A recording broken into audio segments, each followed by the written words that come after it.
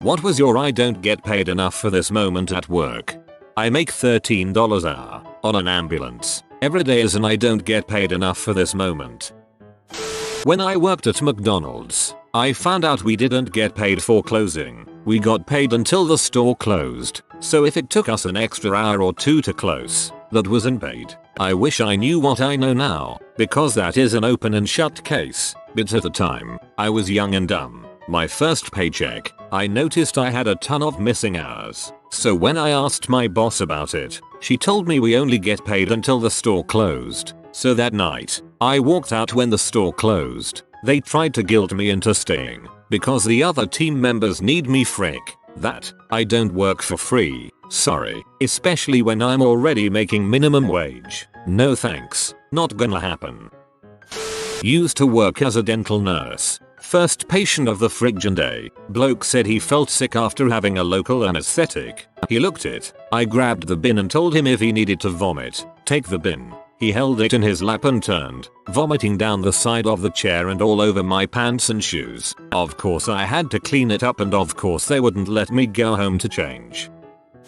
Psycho camp director lost her crap on all of the lifeguards because we said we weren't coming back next summer. Reality was we all had legit reasons. I was going to take summer courses to graduate early. Another guard was moving to university and was going to work in that city. Another guard got offered a head guard spot at a camp near her house, etc. Nothing that said we hated the current camp, just other things going on. We were told in a group meeting if we weren't happy that we could leave and she would find other guards. Following Friday she calls us all in to tell us what a great job we are doing and how happy everyone is going to the lake. Tuesday after that she calls us in individually to tell us we aren't working hard enough and she sees us slacking off all the time. Lunchtime Tuesday all the guards walked into her office, told her to go frick herself in front of the owner of the camp. And we all piled into my Ford Focus and went for beer. Went home that night to message from camp owner asking us to give him a call back. We all chatted and realized he had called all of us. Called him the following day, told him what went down. He asked us to reconsider and that he would give us a $5 an hour raise and report directly to him. We discussed it and agreed on the condition that Psycho director apologized to us at a collective staff meeting. She refused and had a tantrum. Camp owner fired her on the spot, escorted her off the property and we opened the lake back up. Frick you Barb. When I walked into the room of a confused patient on blood thinners who had ripped out his IV and catheter and had crap and blood on every surface of his room, it looked like a murder had been committed. I've been through a lot as a nurse, but that was like going into a war zone. I manage a fast food restaurant and for me it's always things that have to do with the bathroom. From having to clean up P Magazine's semen on the floor or walls, to people either purposely shying on the floor, even used hypodermic needles. Same boat here, but with customers instead of washrooms. Swearing at my underage staff puts a real bad taste in my mouth, and I'm not nice about it. I was working late, like 2 AM in the office. My manager said let's go to the convenience store to buy some snacks and smokes. She sits in the back and we drive there. After we get our crap, she says can we swing by this street intersection real quick. When we get to that intersection, I guess she sees a car that belongs to someone she knows, parked in front of her boyfriend's house. She starts to wail, cry and kick around in the back seat, while my bewildered ass just holds the steering wheel, with a stupid look on my face. After 20 minutes of that crap, we drive back to the office. I drop her off and I go home. Worked at a fast food place about 13 years ago. This lady in the drive-thru claimed she was missing a sandwich. Our policy was to ask for the bags back to verify. I asked to see the bags, 3 or 4, decent sized order, and instead of handing them back like a civilized human being she instantly started raging and throwing the food into the window while cussing me out. Guess what one of the items that she threw at me was? Yep, said missing sandwich. Crappy people will always try to scam something. Well over 2 decades ago, I fielded a call from somebody insisting they were missing an entire 10-pack of tacos on their 20 taco order. I had no problem telling them I had been making food all day and no, an order like that had never come up on my screen and to try scamming some other restaurant. Countless times at the go-kart place, summer job. Where I work, I've had to put up with special needs kids whose caretakers or parents dropped them off and drove off because they wanted a break from them. These kids, and adults, have a mental age of anywhere from 3-15, and many times they are unable to follow the directions that we provide or even listen to us. They are not only a danger to themselves but to the other riders and to us, the staff. An easy solution to this would be for their parents to ride with them in a double and to drive for them, allowing them to have fun without having to put anyone in danger. However, that costs more money and they don't want to. One parent even said, "Why can't you just ride with him?" And when I asked if she would be comfortable with other people, she said he wasn't. I wanted to call her a crappy parent, but I didn't want to lose my job. We can't deny them as they have the physical age to ride, but are hopefully putting rules in place to require parents of children with special needs to ride with their parents. I hope you are calling the cops every time a disabled individual is dropped off without supervision. As someone who has worked with this population, this is dangerous for them and for you. Got change thrown in my face at work because a man was upset we didn't have meatballs. Now if I'm working, he'll come in, see me, and walk out. That's kinda good, though. Others shouldn't be subjected to his balls. I work in childcare. There was one time we had one kid who had a diaper blowout and one kid who puked everywhere. There's only 2 teachers, so one has to handle the blowout and one the vomit, while also keeping the rest of the kids away from it all. This was back in the late 90s. I was working at Walmart as my first job as a teenager. I was floated to the garden department one day and there was a guy looking at lawn fertilizer. I walked over and asked if he needs help. He said, "Not now, just looking at the different kinds you have." Pretty standard reply from the guy. So I said, "Okay, let me know." I walk away and then swing back about 5 minutes later. Same guy has proceeded to rip open about 10 different kinds of the fertilizer all over the ground and is rolling around in the stuff. He is also taste sampling the stuff. I called my manager because I did not want to deal with it. Security escorted the guy out the store and called an ambulance in case the ingestion of the fertilizer hurt him. Was the customer a dog?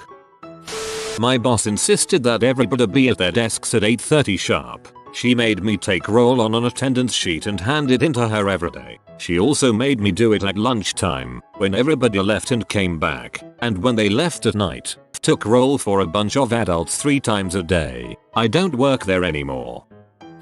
I worked for the university's horse barn as a teenager. They had some pretty strict rules that I was not used to at other places. Like the horses were only allowed outside for 2 hours, no matter what. Could be the most beautiful day and we would have to stop everything we were doing to bring them into their stalls. They were only ever allowed 2 squirts of fly spray, which didn't cover their butts. Required to have their halters on 24/7, even when in the stalls at night. Our boss had clearly zero experience with animals, or if he did, he just didn't care. One day while one of the horses was having his feet trimmed, my boss went to pull out a weed whacker from the bottom of the shelf directly next to where the horse was standing. A lot like Jenga, the entire closet of machinery fell onto the horse, causing him to kick the farrier and run. Ever since that incident, the horse was a mess. So instead of hiring a trainer to fix the problem, they just locked him in the stall, all day 24/7.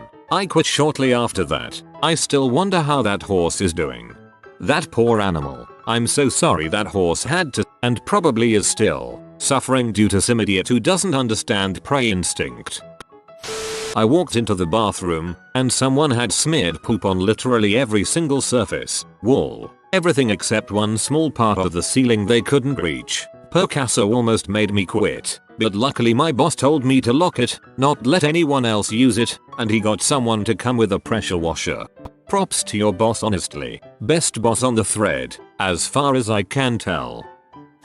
We used to be paid half salary to attend seminars related to our industry that grant professional development hours. These seminars would often be at 7 AM at a hotel that was about a 2-hour drive for me, if I was lucky, in rush hour traffic to get to, but hey, it was paid and had free breakfast, so waking up at 4:30 to attend wasn't the worst thing in the world. The company announced that they believed attending the seminars was furthering our knowledge, therefore helping the company, and therefore helping us. So we would no longer be paid to attend them but were still expected to go. I just said frick that and haven't attended a single one since then and delete all the invite emails. I'm paid hourly. So taking the 6 hours out of my day to drive and attend a seminar I am not being paid for is just plain stupid. I was asked why I haven't gone to any and told them I have a mortgage to pay. Haven't been asked to go again since.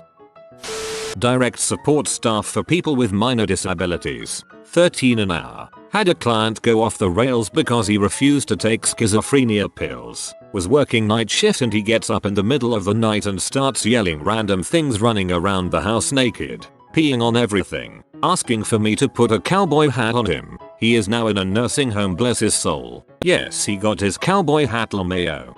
As an RN, when people go nuts they always get naked.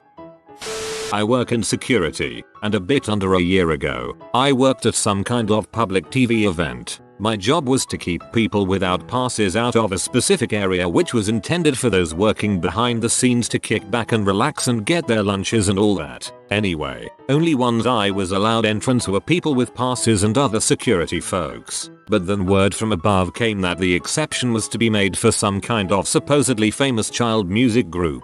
I had no clue what they looked like, so 4 kids and their parents walk up and I stop them. Don't you know WHO? These are quickly followed. Eventually it got cleared up, and every time after they kept bringing in more friends and family members and the same song and dance continued. How to get your whole family backstage with this one easy trick. Security guards hate it. When my boss screamed at me for something they got wrong. This was a couple hours after 2 co-workers almost came to blows because one of them left their phone overnight and the other, the first person to arrive in the shop, used it to send a prank text to another co-worker but didn't want to admit it.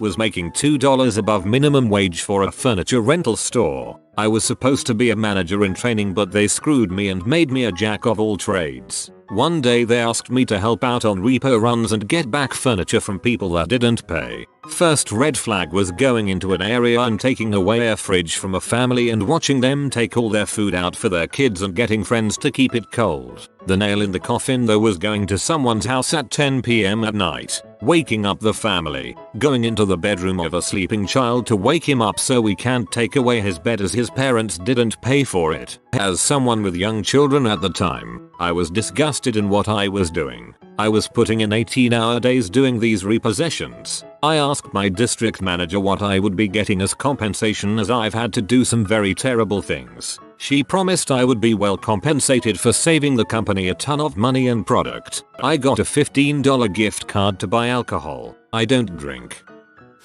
I don't think you understand what a contract means. Besides, this is an opportunity for you. When the new manager tried to move me to night shifts weekend from my day shifts, working days despite my contract being very specific about when I worked. Hey, you were right. This is a big opportunity for me was how I opened when I told her I was quitting. The look of shock and 15 minutes of silence on her part were hilarious and the best feeling interval of my entire life when she realized I had thrown her own stupid words back at her.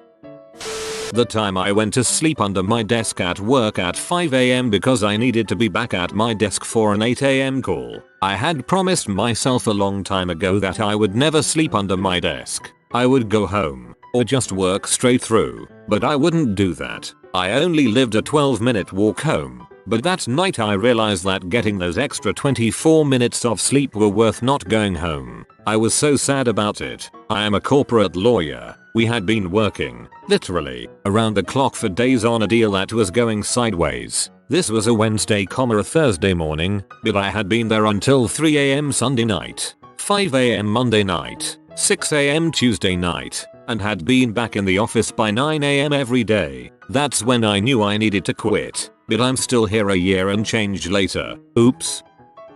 Was working the registers at a grocery store. About an hour before closing, a customer comes to my lane with 2 48CT egg cartons. Stumbles a bit putting them onto the belt, and before I can react the entire thing was on the ground. Best part, apparently the janitor had left already, so I got to spend the next hour cleaning up 96 broken eggs with nothing but paper towels. I had an emergency, last minute 20,000 word translation that needed to be done in under 24 hours. The usual output for a translator is 2,000 words per day, including proofreading and editing. I don't know how, but I managed to bash it out. Not my best quality translation ever, but I got it done.